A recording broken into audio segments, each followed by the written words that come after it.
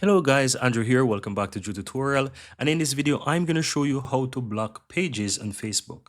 So as you can see, this is a tutorial done on the PC. So the steps doing it on your phone is going to be a little bit different.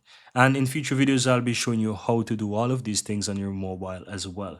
So to get started, you can do this two ways, right? You can either go to the group of that Facebook group. So on the homepage of this group here, all you have, the simplest thing to do right now to get rid of this page or not have this page showing up is to simply go ahead and where you have join, click and join and just leave the group or unfollow the group. This way it will not show up on your feed anymore and you don't have to worry about the page, right?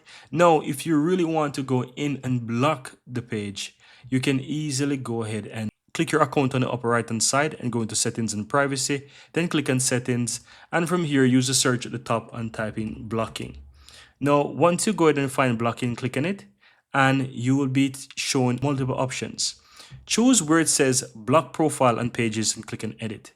Then click add to block list. From here, type in the name of the page. You will find the name of the page and you want to just go ahead and click on block. So once you click on block, you need to confirm again and that's it. That's how you go ahead and block the page. So if you really want to block the page, that's how you do it.